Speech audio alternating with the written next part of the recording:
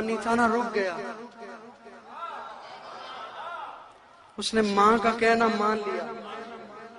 یہاں پر حضرت عمر نے کہا کہ پہلے ماں سے پوچھ کے آؤ, اجازت لے کے دو. عمر چاہتا ہے میں پرانے کپڑوں میں جانا چاہتا ہوں. اماں نے اجازت دے دی. حضرت عمر نے وہی پرانے کپڑے پہنے. 17 پیوند لگے ہیں, 17 ٹاکیاں ہیں, اور ہر ٹاکی کپڑے کی نہیں ہے, کچھ چمڑے کی ہے. اسلم نامی غلام کو بلایا, سواری لے کر آؤ.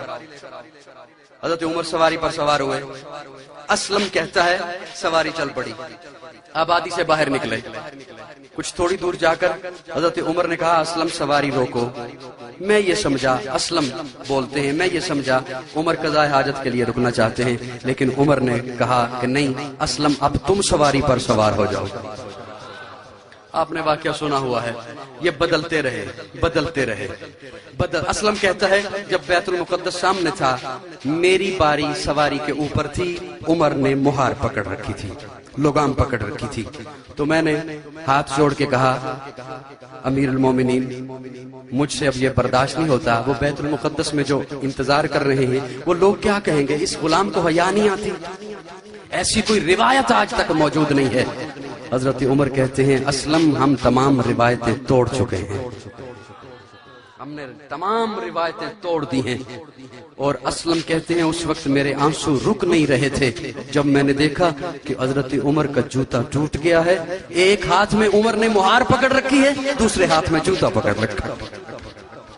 کوئی کسی مذہب کے پاس, دنیا کے کسی ملک کے پاس ایسا حکمران تو وہ لائے کیوں آج اسلامی سکالر بنے ہوئے میڈیا پہ بیٹھے ہوئے ان لوگوں کو عمر جیسی شخصیت نظر نہیں آتی ہے؟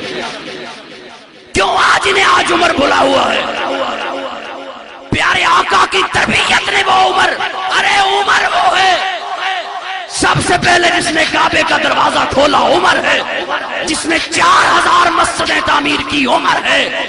جس نے 900 جامع مساجد بنائی, عمر ہے. جس نے مکہ سے مدینہ تک اسلامی چھاونی قائم کی, عمر ہے.